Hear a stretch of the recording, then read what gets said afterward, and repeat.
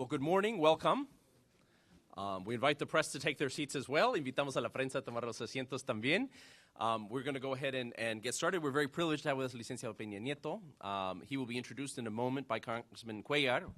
We're very glad to have Congressman Cuellar here as well, a good friend of the Wilson Center, a good friend of Jane Harman, the president of the Wilson Center as well, and a good friend of U.S.-Mexico relations, one of the leading things. And we're particularly privileged to have with us el licenciado Peña Nieto. Voy a hablar español, perdón. Estamos muy agradecidos y muy complacidos de tener de nuevo aquí al licenciado Peña Nieto, que fuera gobernador del Estado de México, ahora está en la vida civil. Pero algunas voces, más que algunas, dicen que quizás tiene otros planes al futuro, que podría ser una figura que suena mucho para el futuro de México, aunque yo creo que legalmente no se supone que no hablamos de esos temas, pero confiamos que va a ser una persona de gran importancia para el futuro de México y la futura relación con este país también de Estados Unidos.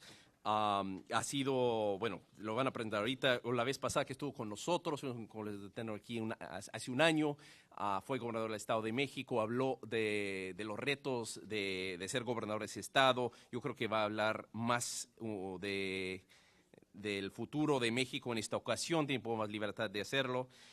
Esta es una reunión que inicialmente me hemos anunciado que fuera privado. Se tomó la decisión durante el fin de semana que se diera como su primera presentación en Washington, que se diera bienvenida también la prensa. Nos da gusto que nos hayan acompañado del Cuarto Poder. Pero lo que vamos a pedir es que sea un diálogo primero aquí entre el licenciado y los que están en la audiencia, los que no son de la prensa, y luego a las 11:30 va a pasar a dar una conferencia de prensa donde nuestros amigos y compañeros periodistas pueden hacerle preguntas directamente al licenciado. Quisiera reconocer al embajador Sarucán, que está aquí enfrente de nosotros, una persona, gran amigo del Wilson Center, gran embajador de México, alguien de los pensadores líderes en la política exterior de Estados Unidos. Me dijo la semana pasada, es el mejor embajador que he conocido en mi vida. Entonces, no voy a decir quién fue, pero fue una persona que todos ustedes conocen. Yo creo que es una persona que todos lo reconocemos, muchos méritos y agradecemos que haya venido. Él, como yo, vamos a tener que salir a las 10:30, 10:45 aquí. Yo ya me disculpé con el licenciado. Tenemos una reunión en México a las 8 de la noche con el Consejo del Instituto México, pero cambiamos para poder aquí acompañar al licenciado. Un gran gusto tenerlo aquí. Quisiera reconocer a congresista Salomón Ortiz también, que nos acompaña. Gracias a congresista Ortiz por estar con nosotros. Y reconocer a mi colega Eric Olson, que va a tomar la batuta cuando yo salga de aquí. Y finalmente, un gran amigo del Wilson Center, diputado Luis Videgaray. Luis ha sido el presidente de la Comisión de Presupuesto, ha jugado un papel clave en todos los debates del presupuesto. Hay que decir que en México se ha manejado el presupuesto mucho mejor que se ha manejado en este país. Entonces hay que felicitarle. Han sido debates mucho más mesurados y con menos gritos. Entonces tenemos que agradecer al diputado, que quizás es una parte de por qué México sigue creciendo. Y nos da gusto tenerlo de vuelta aquí. Bueno, licenciado, de nuevo, muchas gracias por acompañarnos. Muchas gracias. Es un honor para nosotros tenerlo aquí. Esperamos poder contar con su presencia en el futuro de nuevo, muchas veces, y gracias por venir. Y le paso la palabra al congresista Cuellar para hacer una presentación formal de usted. Gracias, Andrew, y gracias a Jane Harman también y a ustedes, a Wilson Center, por estar aquí con nosotros. Yo sé que ahorita Jane pues va para la Ciudad de México, y muchas gracias al Center, y a Andrew y a Eric, a ustedes. Primero, yo también lo quiero decir, muchas gracias al embajador. Nosotros trabajamos muy juntos cuando estaba el Plan Mérida. Eso es algo que trabajó el embajador, y es un amigo y representa a México en una manera fantástica, y lo quiero decir, muchas gracias al embajador. Yo sé que también vas para México también. Está mi colega Salomón Ortiz, que por casi 30 años representó el sur de Texas como congresista, que reconoce a México como un amigo, como un socio, que él también conoce algo que es muy importante, que la relación entre los Estados Unidos y México es muy importante. Es mi placer introducir a mi tocayo, Enrique. Fue gobernador, como ustedes saben, la última vez que lo fui a visitar, miré una cosa muy diferente. Abrió la puerta de sus oficinas, y estaba la gente pasando, y me recuerdo de ese punto, donde la gente, gobernador, ¿cómo está? Gobernador, ¿cómo está? Y saludó a todas las personas, que es algo que yo no he mirado, mi gobernador en Texas también, ver este tipo de amistad con la gente. Y para mí esto es muy importante, ser un oficial de la gente, del pueblo, es algo, y esa es una cosa que noté de esto. La otra cosa, cuando lo conocí la primera vez, hablé con mi mamá. De hoy conocí a Enrique Peña Nieto, el gobernador. Dijo, sí, qué bueno. ¿Y su esposa cómo está? Porque mi mamá conoce a su esposa muy bien, y lo mandó saludos otra vez, mi mamá. Pero el señor Enrique Peña Nieto fue gobernador. Durante ese tiempo hizo muchos cambios. Sabía mucho de la salud de la gente, de la seguridad de la gente, y también cómo correr un gobierno eficientemente. Y eso es importante, porque un gobierno que no corre en una manera que va a servir al pueblo no es gobierno, en mi opinión. Y como el gobernador, pues miró que el gobierno que es eficiente, que da los servicios a la gente, ese es un gobierno, porque si no da el servicio a la gente, no es gobierno, y eso es algo que noté de ello. Pero la última vez que estuvo aquí el gobernador, yo lo hice unas preguntas, porque como sabe mi amigo Arturo aquí, el embajador, la relación entre los Estados Unidos es muy importante. Ahorita tenemos la mejor relación en los últimos 175 años. Y yo lo pregunté al gobernador, porque fue la primera vez, ¿qué clase de relación vamos a tener con México, con los Estados Unidos? Y dijo, pues vamos a mejorar la relación que tenemos, lo vamos a hacer fuerte, porque es importante, porque nosotros sabemos que el Río Grande y el Río Bravo no los divide como dos naciones, pero los une como dos naciones, y eso es algo que conoce el gobernador. La otra cosa, lo dije también, la seguridad de la frontera, los temas del negocio entre los Estados Unidos, porque cada día hay $1 billón de comercio entre los Estados Unidos y México, y eso es algo que queremos mejorar, porque es algo que nosotros dependemos de México y ellos dependen de nosotros, y el comercio es muy importante. El tema de la inmigración es algo importante para los dos países, y eso es algo, es que cuando hablamos del comercio, de la seguridad, de inmigración, de la economía de los dos países, es algo que el gobernador, licenciado, conoce muy bien, y por eso es mi placer traer el gobernador que esté aquí con nosotros, una oportunidad donde podemos conocer a esas personas, porque es importante conocer la persona, y aquí vamos a tener una oportunidad de conocer la persona, el licenciado Enrique Peña Nieto. Señor congresista, muchas gracias, muy amable. Gracias. Muchas gracias.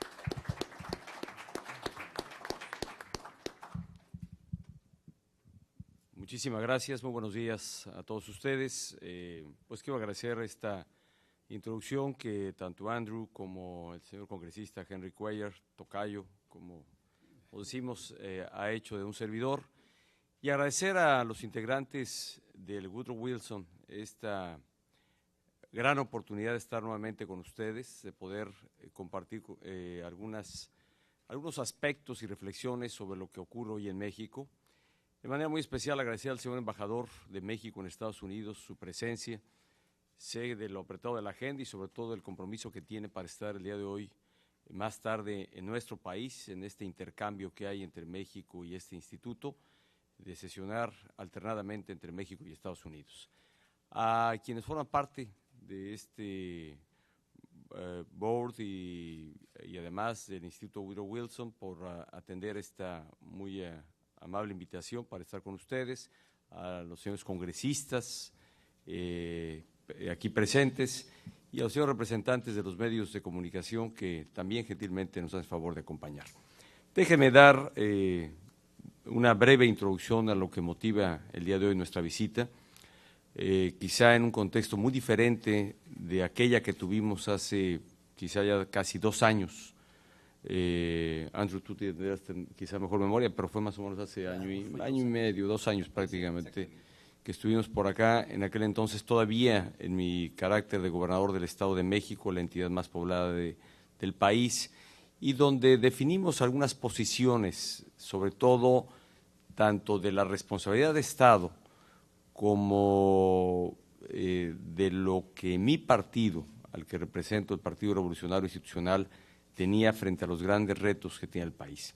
Hoy ya en esta etapa, ya no siendo gobernador del Estado, pero evidentemente con un pronunciamiento público que he hecho de querer participar en la contienda interna de mi partido, que por cierto el día de hoy justamente estaré emitiendo la convocatoria para aquellos que decidan participar como precandidatos, las elecciones primarias que tendrá el partido, y posteriormente pues quien resulte abanderado del partido en lo que es mi aspiración, pues representarle en la contienda por la presidencia de la República, aspirando a ser el presidente de todos los mexicanos. En ese contexto yo quisiera hoy compartir con ustedes algunos puntos sobre lo que me parece está en la prioridad de lo que debe atenderse en los próximos años en México.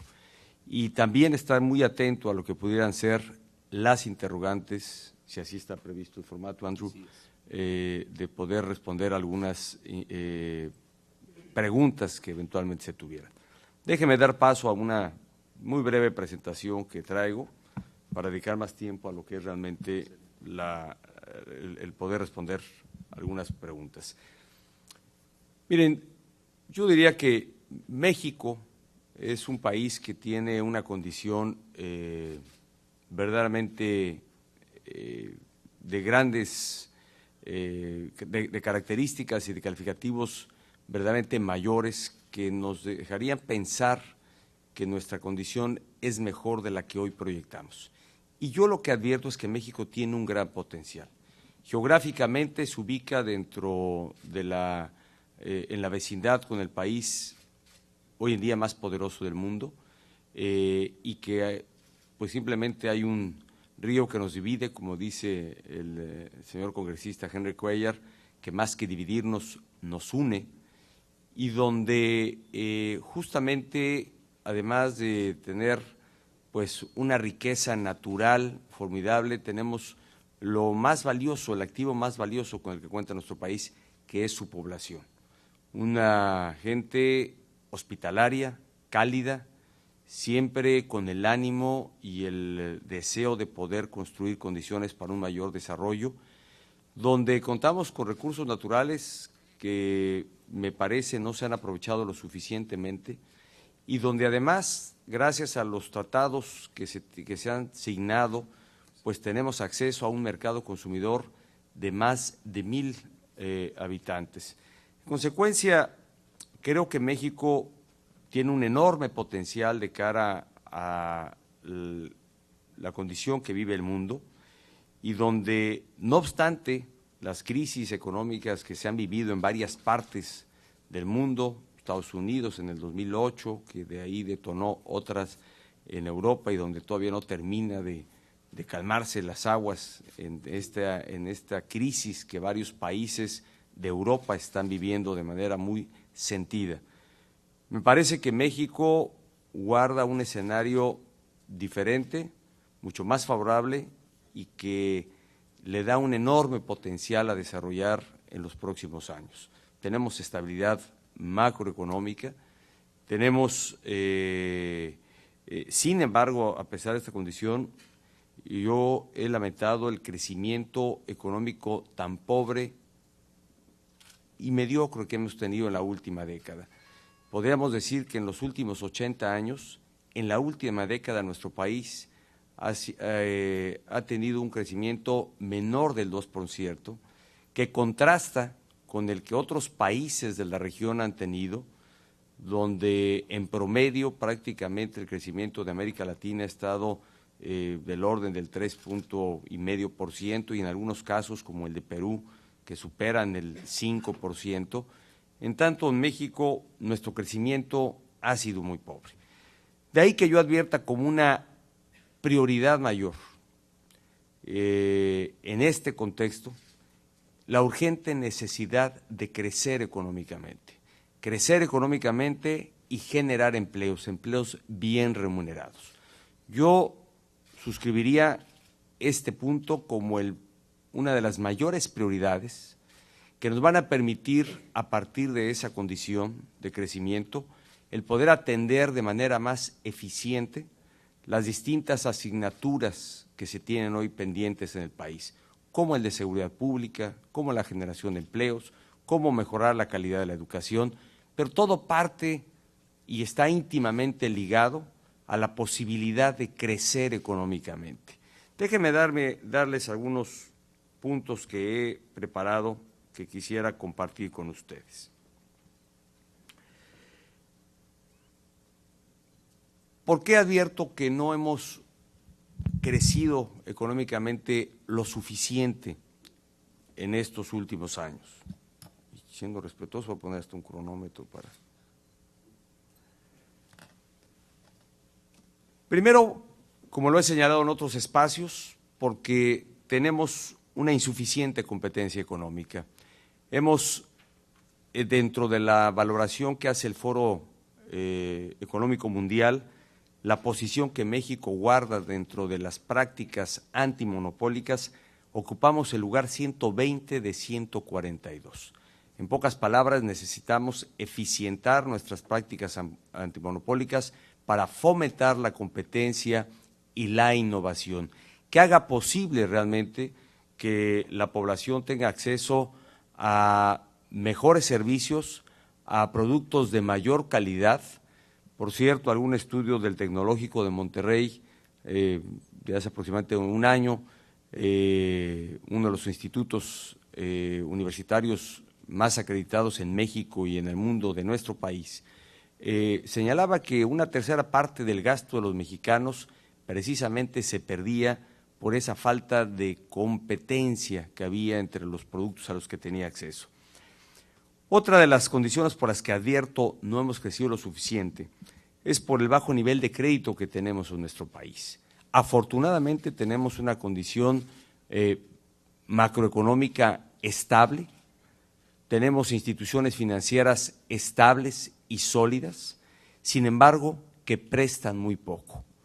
Y de ahí que si contrastamos lo que en términos del PIB se presta en nuestro país, realmente el acceso al crédito en México es bajo.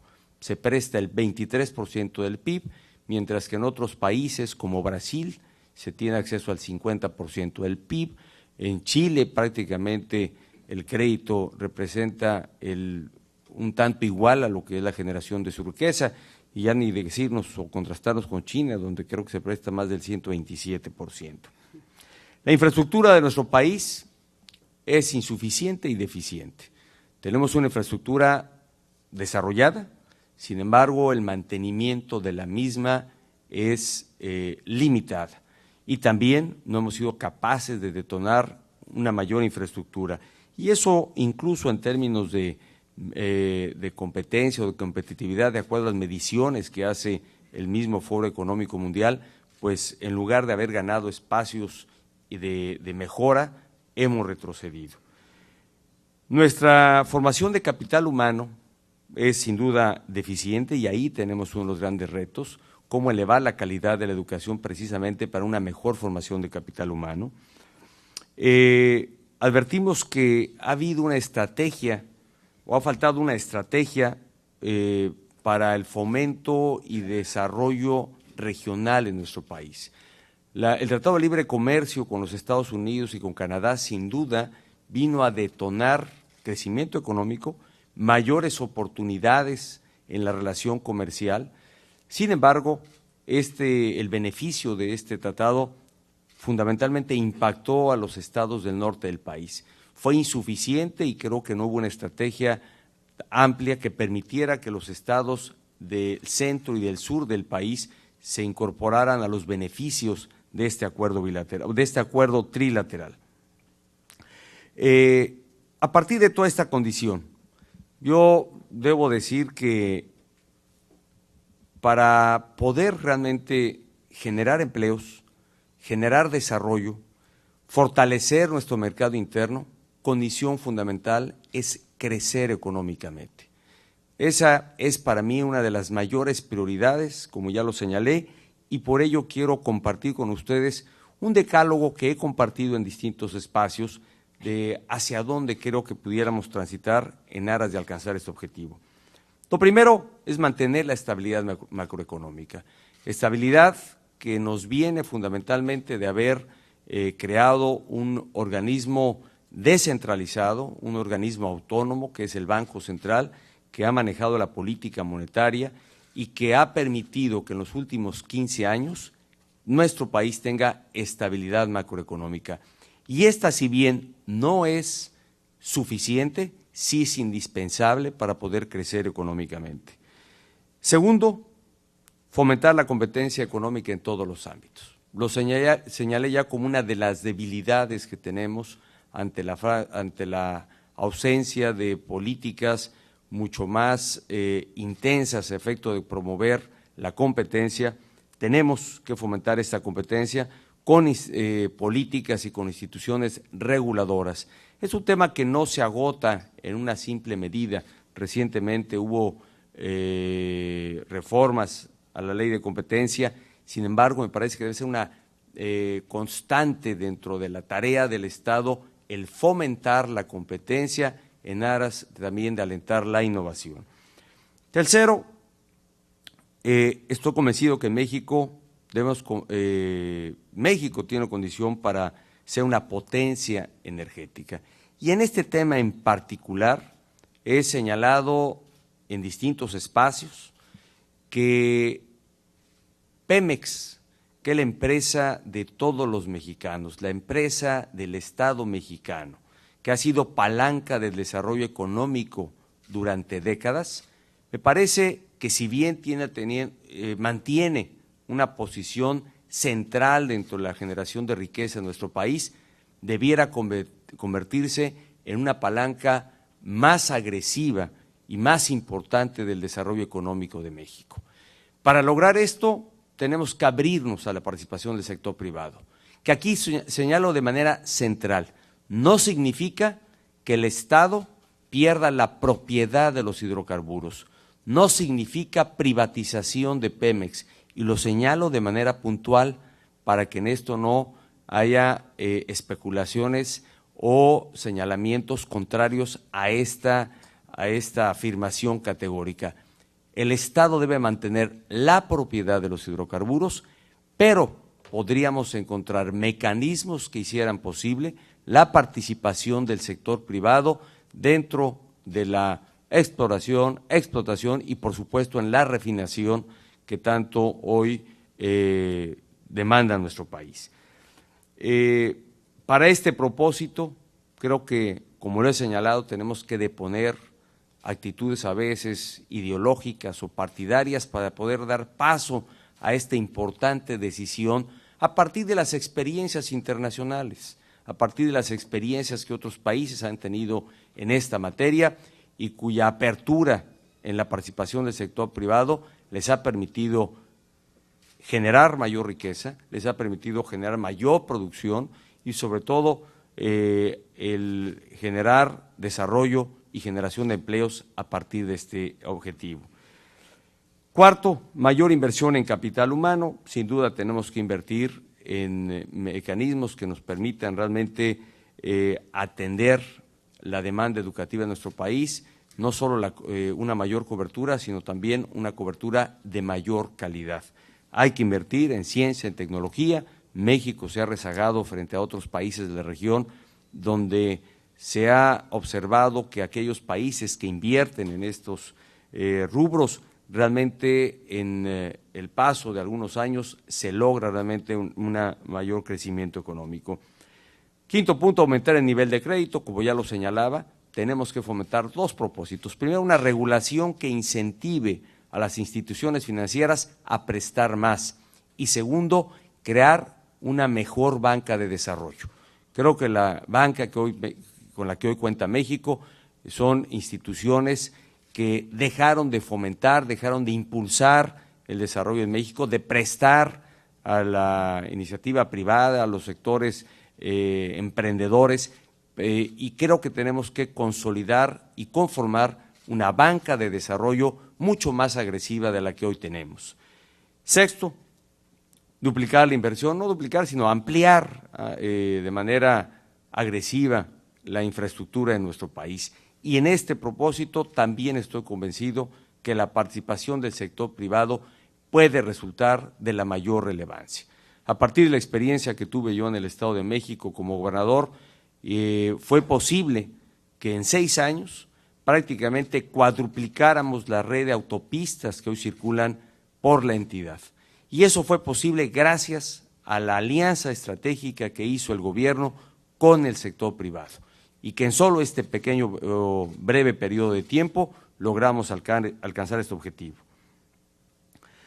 Séptimo, reducir la economía informal. Hoy los incentivos están alineados realmente para generar empleos dentro de la informalidad. Pudiéramos, de acuerdo a las estadísticas, el 60% de los empleos generados en la última década realmente han sido dentro de la informalidad.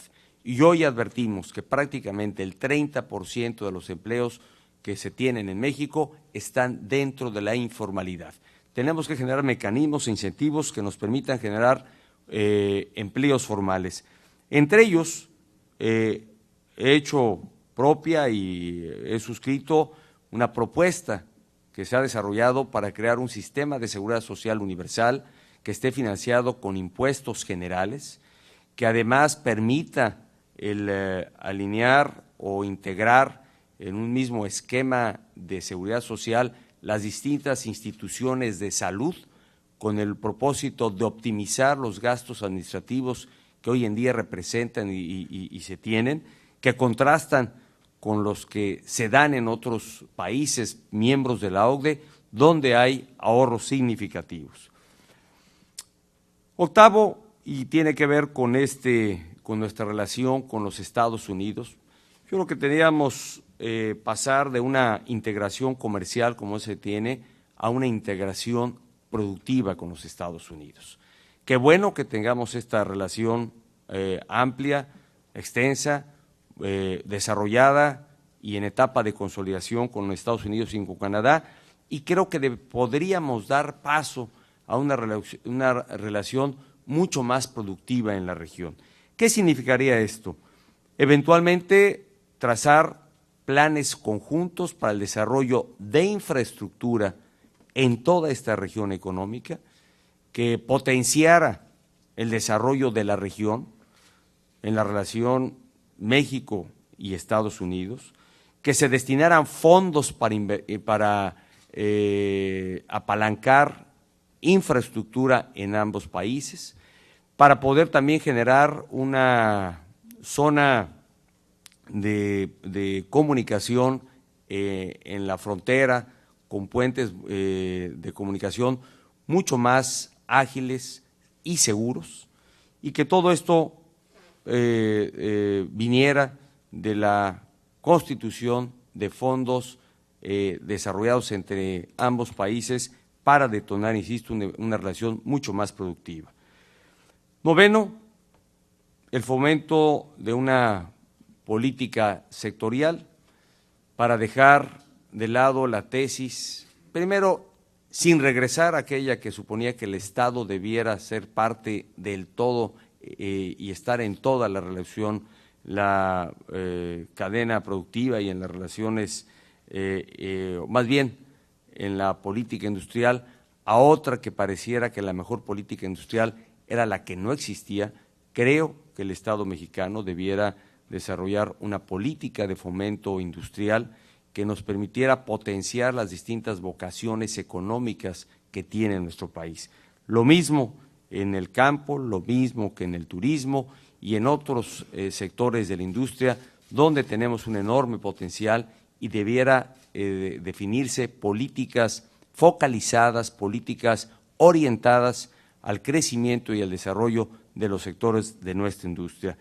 Y décimo y central en el alcance a los objetivos que ya he señalado, es una reforma hacendaria integral, una reforma que realmente nos permitiera lograr una mejor y optimización de una mejor recaudación para el Estado, el fortalecimiento de las finanzas públicas del Estado, que nos permitieran apalancar justamente el desarrollo de nuestro país y que lograran, entre otros objetivos, los siguientes: ampliar la base tributaria, simplificar el sistema fiscal que hoy tenemos en México, ejercer un gasto público eficaz, de resultados tangibles y visibles, y redefiniendo las obligaciones tributarias de los 3 órdenes de gobierno, que actualmente no se tiene y donde prácticamente es a partir del convenio de coordinación fiscal que se tiene entre la Federación y los estados, de donde deriva prácticamente la gran bolsa y el gran acuerdo sobre el destino de lo que hoy se recauda en México. Creo que los estados, los 3 órdenes de gobierno, podrían tener una mejor definición de sus atribuciones fiscales.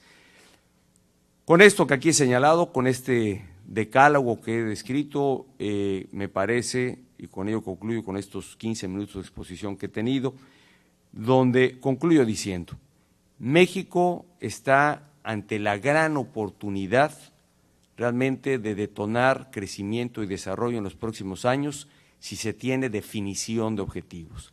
Entre los objetivos centrales está sin duda, y lo señalo de manera categórica, crecer económicamente para generar empleos.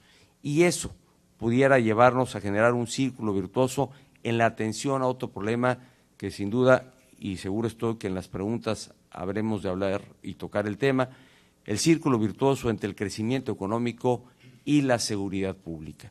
Un círculo virtuoso que nos permita generar mayor eficacia al Estado en el combate al crimen organizado, para, teniendo seguridad pública, podamos crecer económicamente, y creciendo económicamente podremos combatir de manera más eficiente la inseguridad, que lamentablemente pareciera fuera lo único, que no es lo mejor que tenemos, lo único que proyectamos al exterior desde México. Con ello dejo aquí mi exposición para estar más bien atento a las preguntas que pudieran tener. Muchísimas gracias.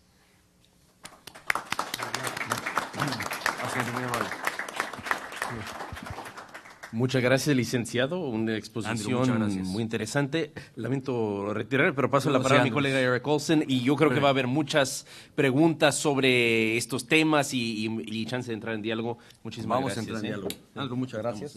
Aprecio mucho por haber dado tiempo de estar aquí. No, al contrario. Para México muy rápido. Muchas gracias. Y señor embajador, también sé que está en la misma. Muchas gracias. Agradezco a ambos realmente el haber estado. Gracias, Andrew. Qué gusto verte también. Chance de debate. Gracias, Luis.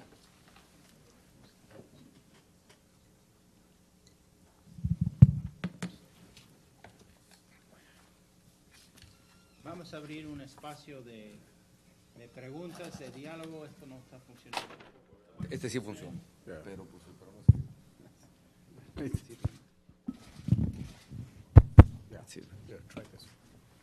Bueno, perdón. Vamos a abrir un espacio de preguntas. Quiero señalar nuevamente que habrá tiempo para la prensa hacer algunas preguntas al final. Por este momento vamos a dejarle espacio a los invitados que no son de la prensa, que desean hacer algunas preguntas. Por favor, les pido que levanten la mano y que se identifiquen, y de ahí seguimos, ¿no? Por favor, acá. Sí, Jack. paso para... Sí, Jack Rogosinski. En los 10 puntos que mencionó, hay un punto creo que es clave, y que efectivamente México, básicamente en la agenda bilateral con los Estados Unidos, tal parecería que nada más hay 2 temas: el tema de las armas y el tema de la inmigración. Bueno, y el tema de la droga, pero vamos, esos están relacionados básicamente. Pero, por ejemplo, hay temas que podrían ser muy interesantes, donde México sí tiene ventajas comparativas.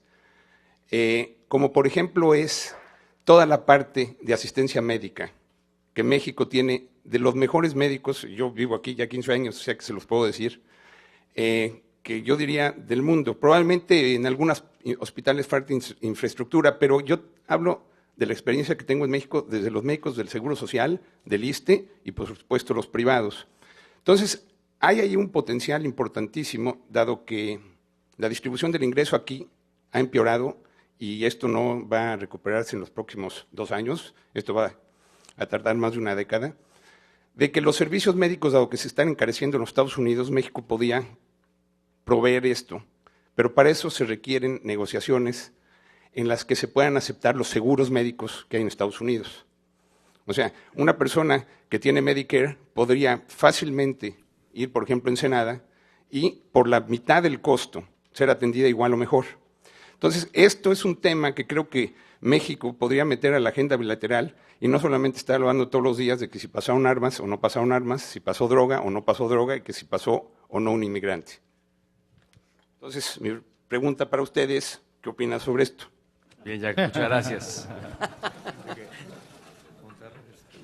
Hacemos 3 preguntas. ¿3? Y Ok. luego la- Creo que había uno aquí, Arman, y luego Carlos, por favor. Identifíquense. Arman.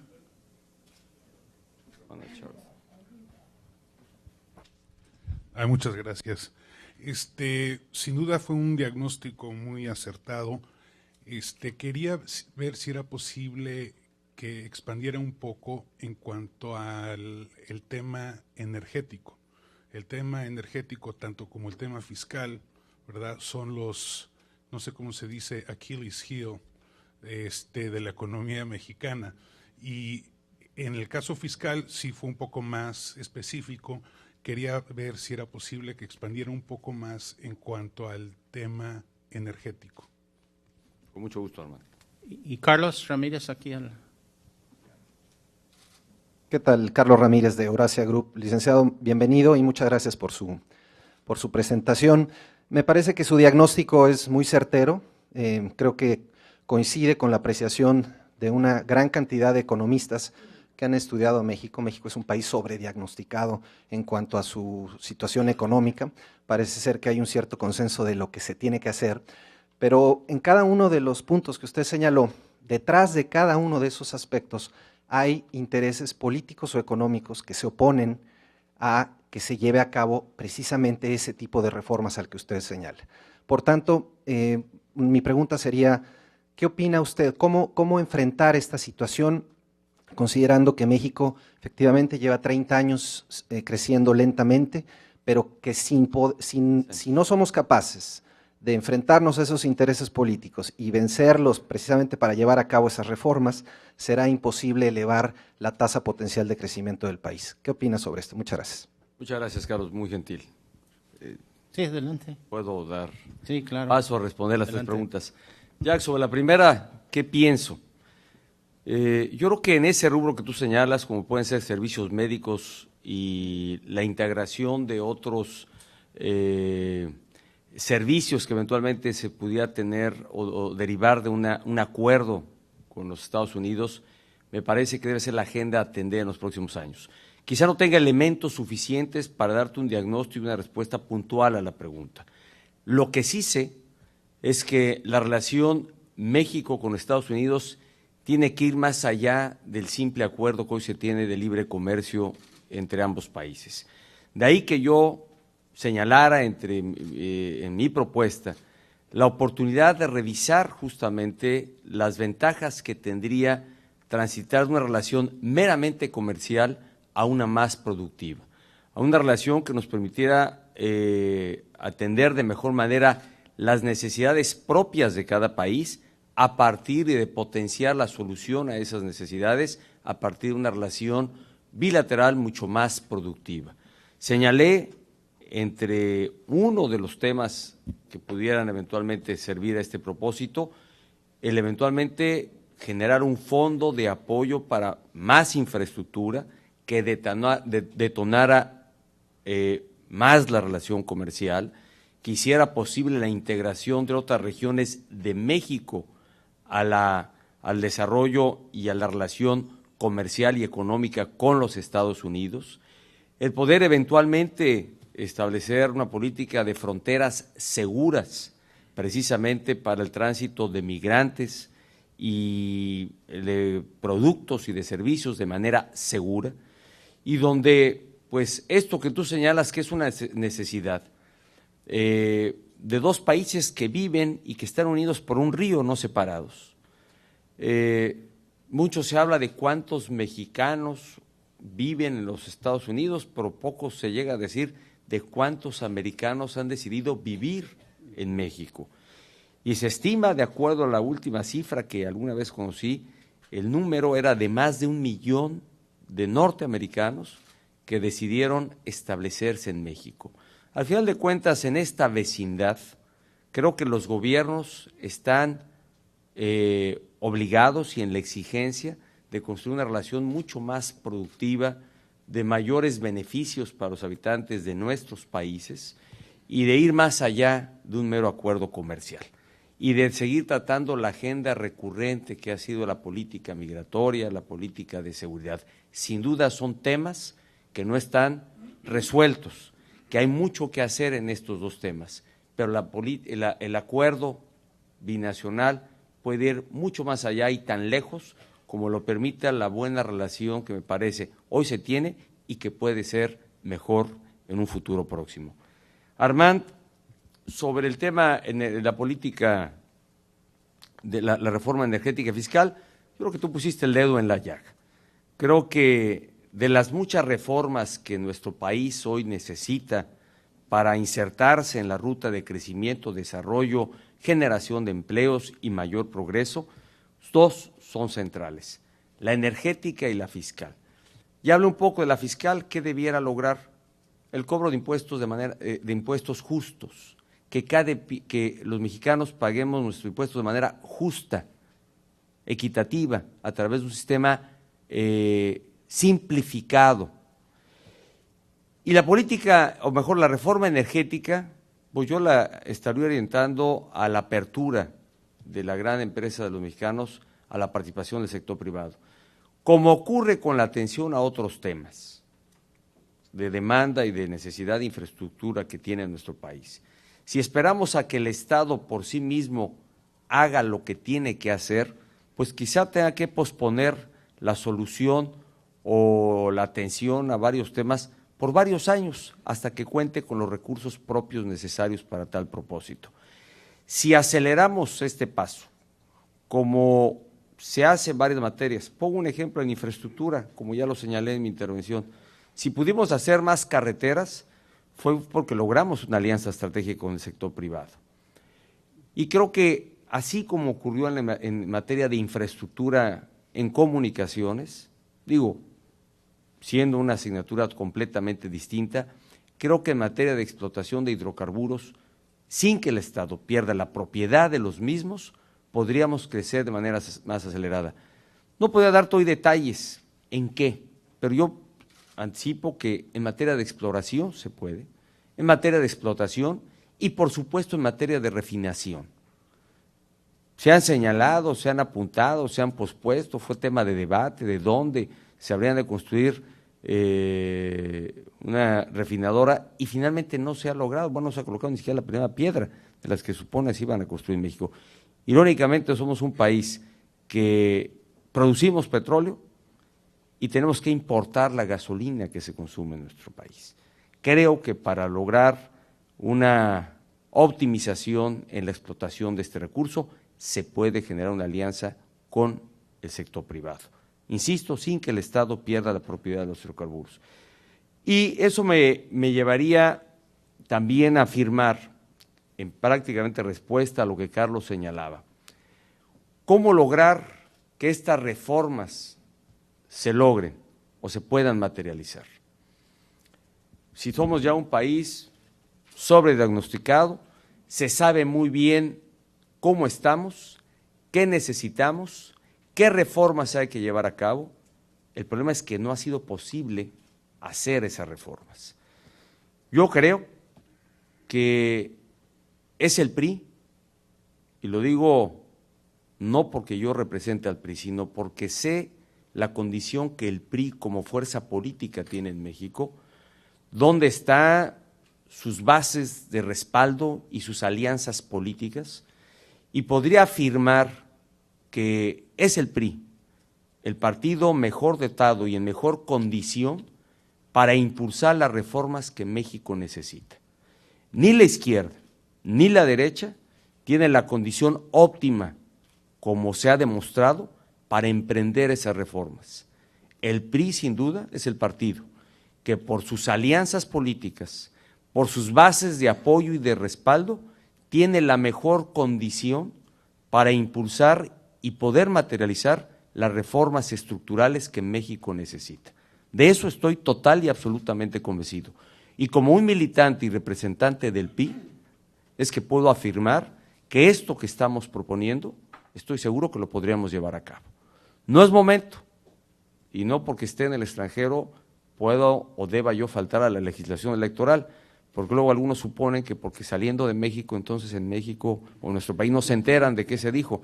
No, a ver, seré en todo momento respetuoso a la legislación electoral, no estoy en condición de hacer propuestas ni oferta de gobierno a partir de mi participación que públicamente he señalado como aspirante a contender por la presidencia de la República, pero llegará el momento, a partir de este diagnóstico y de esta aportación que he hecho a la propuesta que mi partido estará llevando en la elección por la presidencia de la República, de definir con toda puntualidad y con mayor precisión cuáles son nuestras propuestas para alcanzar estos objetivos.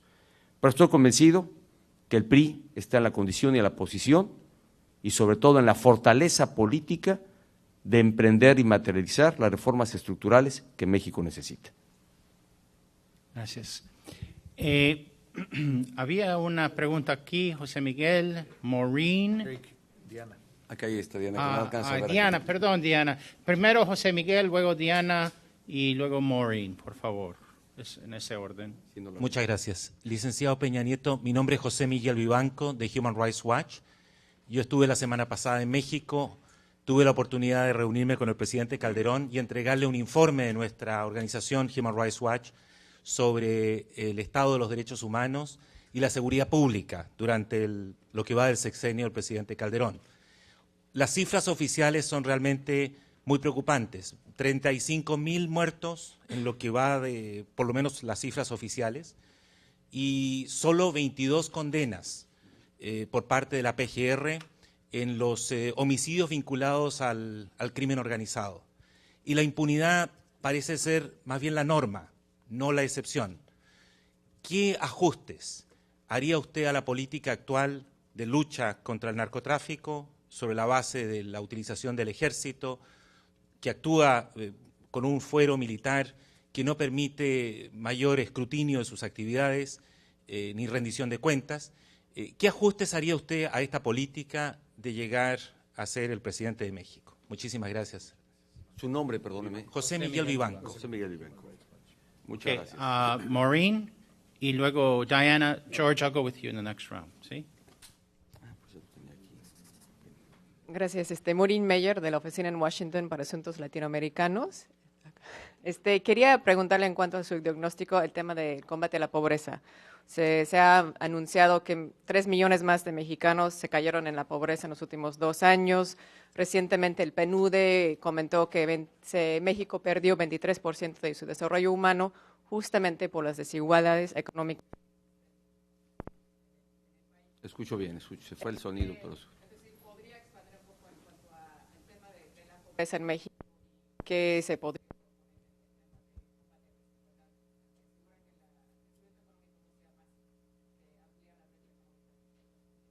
Con mucho gusto, gracias. And Diana, Maureen Meyer y Diana Negroponte. Diana Negroponte del Brookings Institution. Licenciado, el tema número 6 en su lista fue la calidad de la educación. Dado la influencia de la maestra, ¿cómo ustedes pueden mejorar esta calidad que implica una evaluación de las maestras, sanciones por no aparecer en las aulas y la necesidad de despedir a profesoras que no cumplen su deber? Diana, muchas gracias. Si me permiten, doy paso a responder estas interrogantes. A José Miguel Vivanco, muchas gracias por por la pregunta. Sin duda el tema de seguridad pública es una prioridad para México. Tenemos que lograr, como ya lo señalaba anteriormente, crecer, tener mayor desarrollo y poder proyectar al mundo nuestras grandes ventajas, y que no se hable de México como el país de la inseguridad, de los decapitados y de los muertos que los hay aquí y allá, en esta guerra que eventualmente el Estado emprendió en el combate al crimen organizado. Lo primero que tendría que afirmar es que la decisión del Estado mexicano de combatir y de enfrentar al crimen organizado, llevada a cabo por el gobierno federal, fue correcta y adecuada. Creo que fue una decisión que no está a consideración alguna. El Estado mexicano está en la obligación irrenunciable de generar condiciones de seguridad pública para la población y de combatir al crimen organizado. Lo que está a discusión quizás sea la estrategia que se siga para tal fin, y donde creo que la que hasta ahora ha seguido el gobierno, si bien ha habido aciertos y ha habido algunos logros, ha sido insuficiente para satisfacer la expectativa social, para darle seguridad a la población. Yo estoy convencido que gradualmente el Ejército tendrá que regresar a los cuarteles. Creo que, porque no es el ánimo de la respuesta, el abundar en el tema, pero creo que con mayor fuerza y con el uso de mayor inteligencia se pueden lograr resultados mucho más efectivos. Y lo que es una realidad es que no se puede pretender aplicar la ley violando la ley, faltando a las garantías individuales de la población. Se tiene que aplicar la ley, pero siendo cuidadosos y respetuosos de los derechos humanos. Creo que en este sentido ha faltado el marco legal adecuado que establezca los protocolos de cómo y cuándo y en qué contexto se debe hacer uso de la fuerza pública y uso del Ejército. Vivimos en una condición de vacío en este escenario, en una imprecisión dentro del marco legal, y es justamente algo que se tiene que definir. Es un tema que está en debate en la Cámara de Diputados, no se ha avanzado, hay diferencias entre las distintas fuerzas políticas. Me parece que es un tema que tiene que ordenarse para dar precisamente el contexto correcto y la regulación específica que defina cuándo y cómo deben actuar las fuerzas del orden, las fuerzas del Estado frente en el escenario o en el objetivo de brindar seguridad pública. No sé si sea suficiente, lo que yo quiero simplemente puntualizar. Es un tema, creo que lo que hemos vivido en los últimos años nos ha dado lecciones. Hay una curva de aprendizaje que el Estado mexicano ha adquirido en estos años, y a estas alturas debiera darnos ya por resultado el tener una estrategia mucho más focalizada, mucho más efectiva para la seguridad pública, y nos lleve gradualmente a un regreso del Ejército a sus cuarteles para ser sustituido por una fuerza del orden civil que precisamente le permite al Estado mexicano cumplir con el deber de garantizar la seguridad pública para toda la población.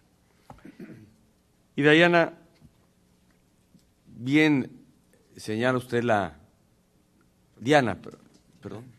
Sí. La de la pobreza, perdóname. Maureen, el tema de la pobreza, Maureen. Pues obviamente no puedo hablar aquí de todo lo que hemos señalado en el tema de combate a la pobreza, pero efectivamente lo único que puedo yo afirmar es que algo ha pasado en lo que hasta ahora se ha hecho que ha resultado insuficiente y sobre todo insuficiente y de poca eficiencia, lo que se ha hecho en materia de combate a la pobreza, si registramos que en la última década los presupuestos destinados para combatir la pobreza han crecido en más de un 160% y el resultado es generación de mayor pobreza. ¿Qué ha ocurrido? Pues que no hemos crecido lo suficiente, no hemos generado los empleos que la población demanda, no hemos aprovechado nuestro bono demográfico que nos debiera poner en condición de generar mayor riqueza. ¿Qué debiéramos hacer? Mira, yo solamente destacaría como uno de los temas que he señalado y subrayado precisamente para lograr la disminución de la pobreza, el crear un nuevo sistema de seguridad social universal, con 4 objetivos fundamentales. Garantizar a toda la población, y no solo a aquellos, porque pareciera que hoy la seguridad social en México estuviera condicionada a quienes tienen empleo formal, cuando realmente debiera ser una garantía para todo ciudadano. Lo que tenemos que garantizar es acceso a la salud para todos, un seguro por riesgos de trabajo, seguro de desempleo y pensión para el retiro. Si garantizamos estas 4 cosas o estos 4 beneficios de la seguridad social a toda la población, para quien tiene la condición de ser mexicano, creo que nos estaremos realmente insertando en un combate mucho más eficaz contra la pobreza. Dejaría aquí mi respuesta, Maureen, si no fue lo suficientemente amplia, pero parte de lo que yo he señalado. Ha sido insuficiente e ineficiente la política que hasta ahora se ha seguido, que no obstante mayor inversión, pues lamentablemente se han generado mayor pobreza, de acuerdo a la última medición que INEGI diera a conocer, con más de 5 millones de gentes sumadas a la pobreza. Y Diana, paso al tema de educación. La reforma educativa se tiene que hacer con los maestros. Los maestros tienen que ser parte de la reforma educativa. No puede hacerse una reforma y sobre todo un esfuerzo del Estado para atender la mayor calidad en la educación sin considerar la participación de los maestros. Simplemente creo que los incentivos y las políticas que hasta ahora se han seguido han sido insuficientes.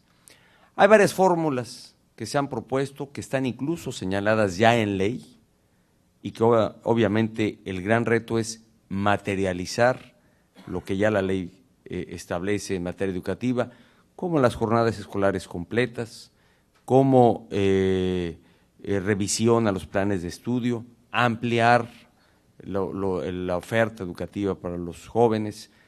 Pero yo creo que hay un tema muy importante. Los incentivos que se den a los maestros que deriven o que partan justamente del rendimiento que tengan nuestros estudiantes. Hoy los incentivos que tienen los maestros más derivan de la condición o posición burocrática que tienen que realmente del desempeño educativo de sus alumnos. Es decir, al maestro quizá eventualmente le ocupe más ver a dónde puede escalar dentro de la pirámide burocrática, dentro de la burocracia, y que le genere un mejor ingreso que realmente del desempeño educativo de los alumnos. Si logramos realinear los incentivos y premiar al maestro a partir del rendimiento que tengan sus alumnos, estoy seguro que estaremos transitando a una mejor formación de los jóvenes. Cuando el maestro tenga mejor remuneración por el desempeño que tengan sus alumnos y que eso pueda ser evaluado, estoy convencido que estaremos insertados ya en el rumbo de generar una educación de mayor calidad.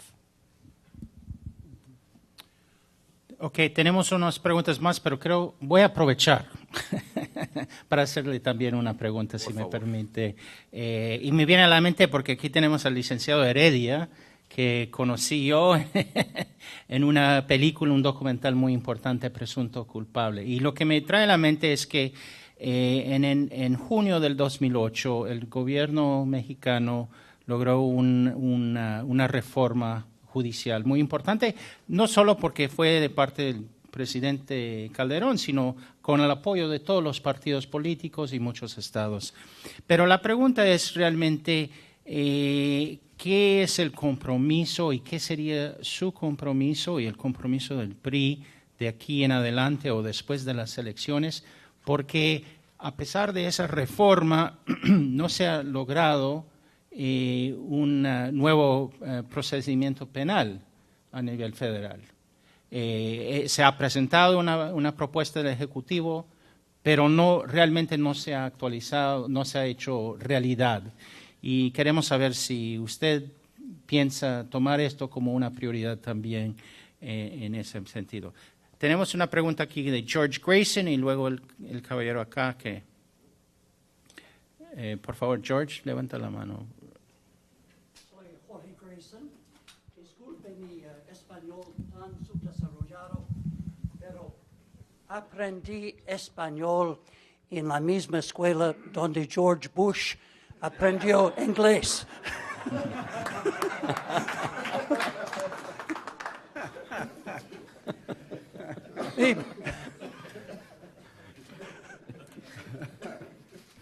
Mi pregunta es, sin reelección... Sin, perdóname. Sin reelección. Sin candidatos independientes, con mucha lana por parte del IFE, con el poder creciente de los gobernadores. ¿Cómo puedo un ciudadano ordinario, un fulano de tal, afectar los oficiales en cargo? Muy bien, George. Tenemos una pregunta acá también. Miguel Bazáñez. Mi pregunta va vinculada al planteamiento de Eric Olson y es si habría posibilidad de agregar un punto al decálogo del crecimiento y se vincula exactamente en la reforma judicial. El Banco Mundial determinó recientemente en un estudio que el 50% de la riqueza de las naciones proviene de la calidad del sistema de justicia. ¿Qué posibilidad habría de agregar esta calidad de la reforma del sistema judicial precisamente al crecimiento económico, como un tema de crecimiento económico?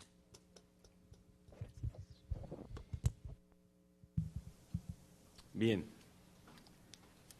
Eric, pues muchas gracias por la pregunta y creo que la respuesta, me voy a permitir en esta respuesta también responder a la interrogante de Miguel Bazáñez. Sí creo y estoy convencido que la reforma judicial se puede materializar, solamente pondría por delante lo que se hizo en el Estado de México, porque ha sido mi experiencia. En el Estado de México hoy en día la reforma judicial de 2008, que dio una gradualidad para que en los estados se llevara a cabo en los siguientes 8 años, incluso para el mismo orden federal, advertimos que pocos estados han entrado justamente a hacer suya esta reforma y en el orden federal, sobre pretexto de no tener los recursos suficientes, realmente los avances han sido mínimos. Y casi pensaría que a como vamos a dar más pretexto mañana para que nos digan que se haga una prórroga al inicio de esta reforma o a su materialización por no haberse trabajado y se haberse comprometido en materializar esta reforma. Yo estoy convencido que es un paso realmente significativo, reformador de lo que es nuestro sistema judicial hoy en el Estado de México, a tan solo 3 años de que se hiciera la reforma constitucional en nuestro país. Hoy el Estado de México tiene al 100% instaurada y materializada la reforma judicial, que también se fue haciendo de manera gradual, pero que el Estado de México la hizo suya al año siguiente y dio gradualidad de 2 años para su aplicación total en lo que se construía y desarrollaba la infraestructura para tal propósito. Es un paso fundamental y no único. Yo creo que la reforma judicial sin duda nos permitirá donde, para quienes no estén familiarizados con el tema, pues es una reforma en la aplicación de la justicia, que ahora es oral, adversarial y acusatoria, características totalmente distintas de la aplicación que era escrita, como anteriormente se hacía.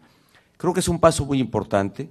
Creo que se puede todavía ahondar más en esta reforma para simplificar y para lograr mayor expeditez y celeridad en la aplicación de la justicia, pero aún más tenemos que lograr o generar una política que instaure mecanismos para realmente trabajar en implantar una cultura de la legalidad, una cultura donde en nuestro país, más allá de las sanciones, de las penas que se tengan, que a veces pareciera fuera lo que forzara que se tuviera o se inhibiera a la población o a algún individuo a actuar en contra de la ley, en México tenemos que gradualmente, pero de manera decidida y con políticas y mecanismos claramente señalados, trabajar en la cultura de la legalidad.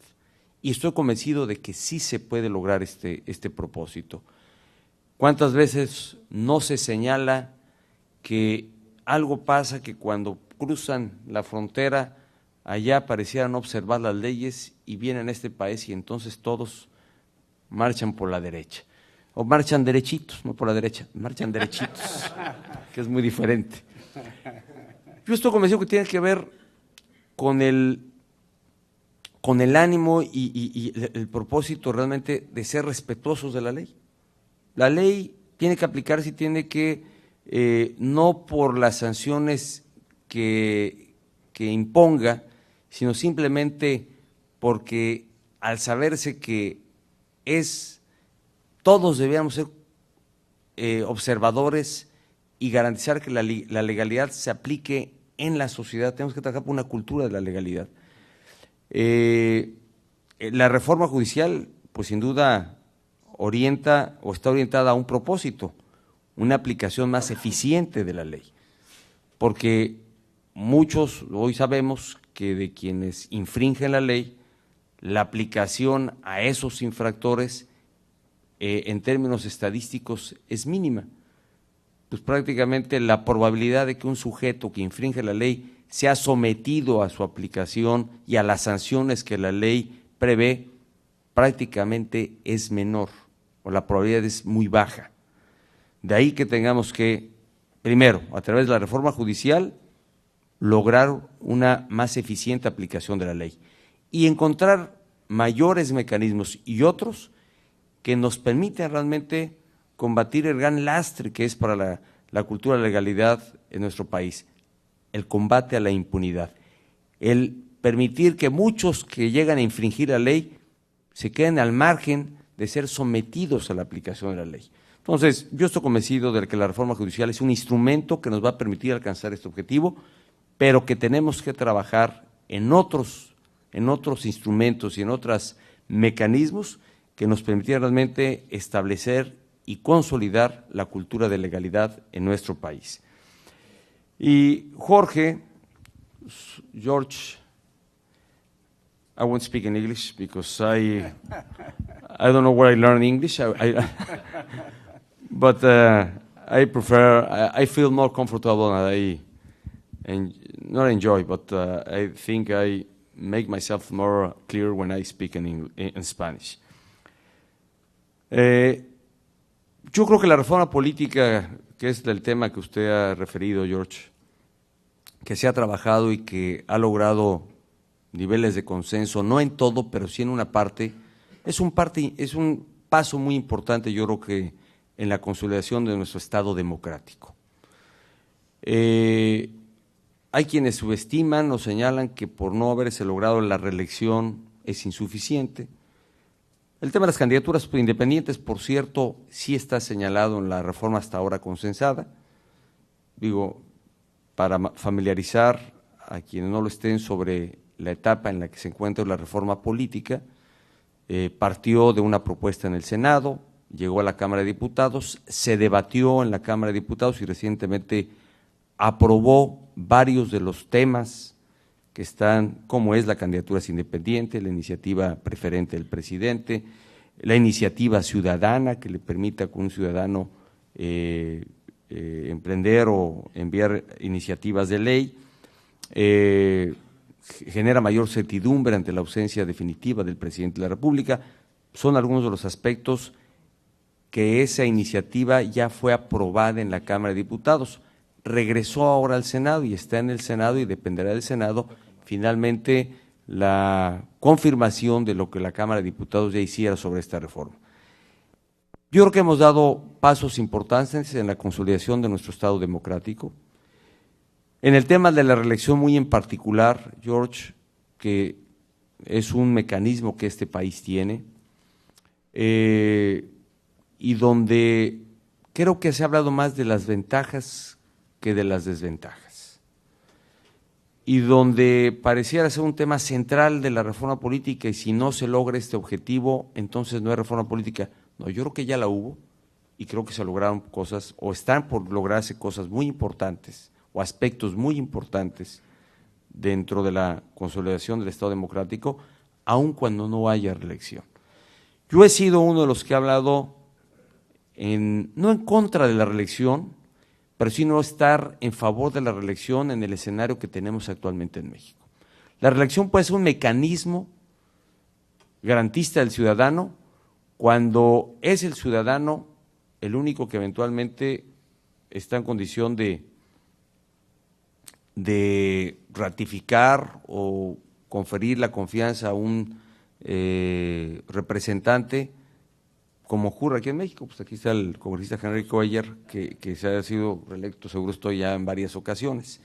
Pero también vemos algunas desventajas del sistema, algunas desventajas como el de la inequidad en la contienda electoral, y una muy puntual que quiero señalar.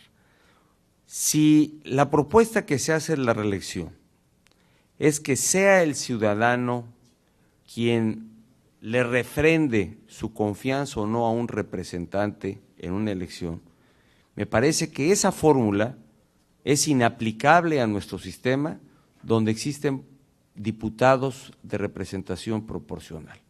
No entiendo, no supongo yo, siendo esa la bandera o la condición o premisa a la que más se alude como razón para la reelección, no imagino cómo pueda ser reelecto un diputado plurinominal dentro de nuestro sistema mixto de composición camaral, un diputado pues, que nunca es sometido al juicio ciudadano, es un diputado de partido. Si primero transitáramos eventualmente a la eliminación de los diputados de representación proporcional, pues entonces a lo mejor más adelante y en unos años la reelección pudiera convertirse en un mecanismo de control ciudadano, pero como está hoy nuestro sistema, no creo que no favorece ni lo permite. De ahí que yo haya propuesto, no en contrasentido, pero en mi posición que no favorece a la reelección o no está en favor de la reelección, disminuyamos el número al menos de 100 diputados de mayoría, perdón, de partido o de representación proporcional. La Cámara tiene 500 diputados, 300 de mayoría, 200 de representación proporcional.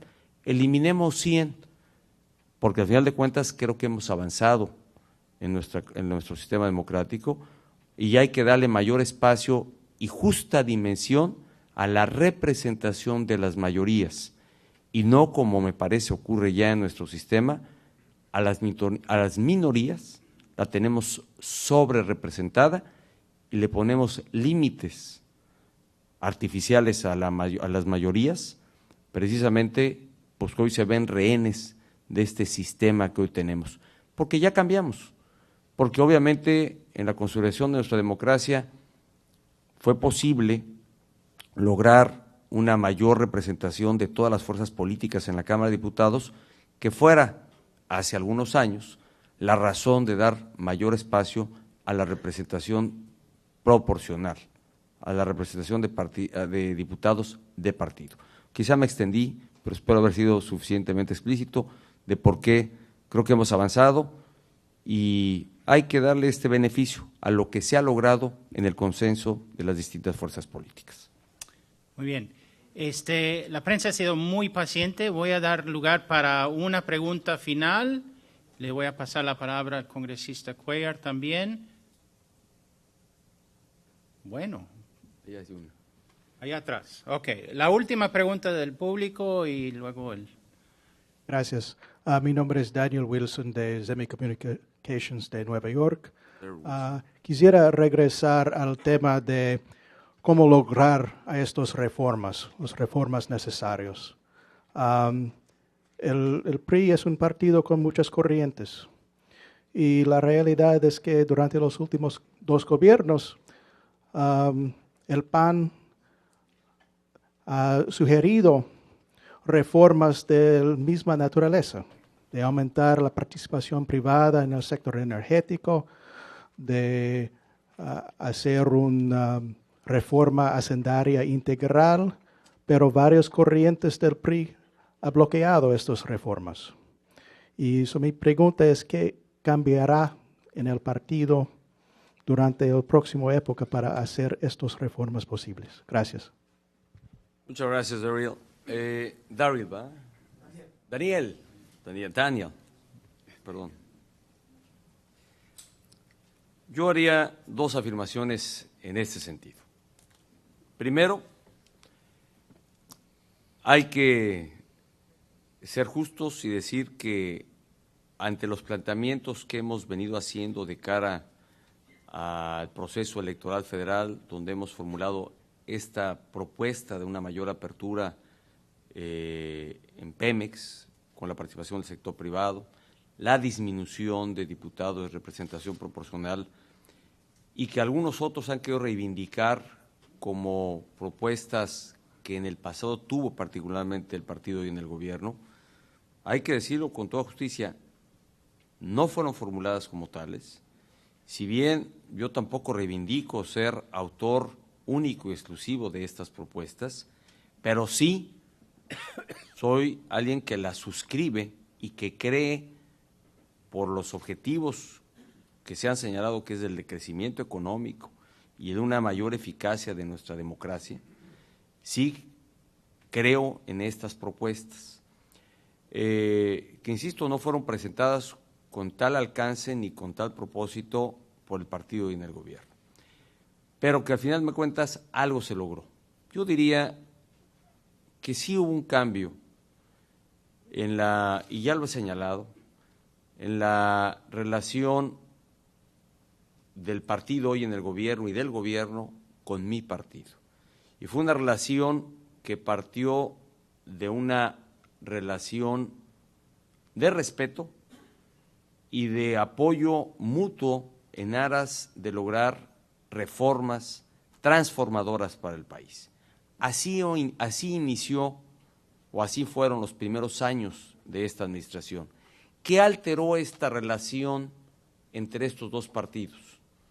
Sin duda, y lo que yo he afirmado en más de una ocasión, el gobierno o el partido en el gobierno y el gobierno depusieron o claudicaron a lo que era su posición para emprender reformas transformadoras del país y alianzas para este objetivo, por alianzas que les permitieran ganar elecciones.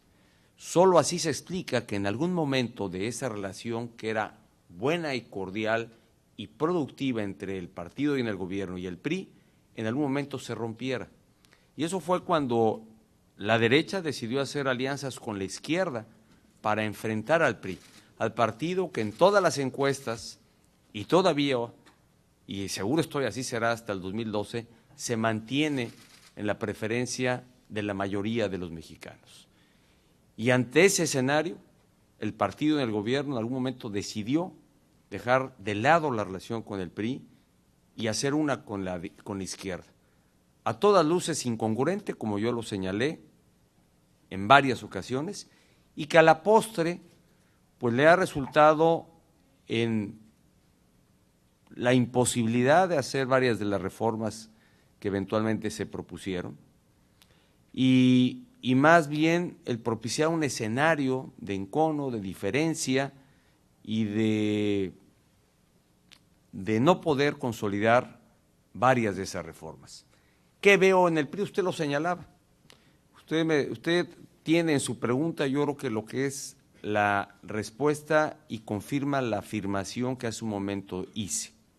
En el PRI hay varias corrientes. El PRI es un partido que tiene alianzas o tiene dentro de su partido, dentro del partido, corrientes varias, diferentes, pero unidas y armonizadas. Son un partido que tiene el respaldo de una gran base social, es un partido con la participación de distintos sectores o distintos ámbitos de la vida pública que participan dentro del partido.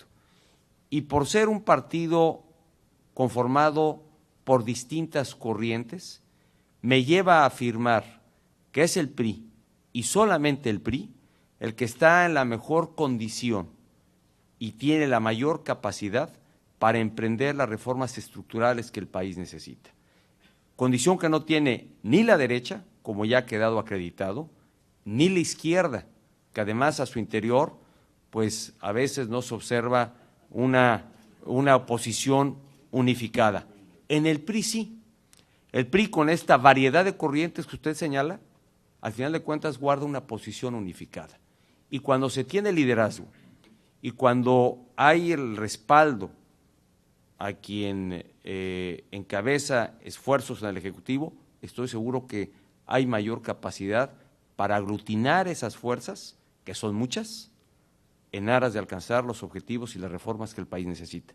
Por eso insisto, el PRI sin duda, como ha quedado por lo menos en forma acreditada, es el que tiene la mejor condición para emprender las grandes reformas. Así ha pasado en el pasado y bueno, pues cuando no estuvo, quedó acreditado la incapacidad de quienes han tenido esa tarea.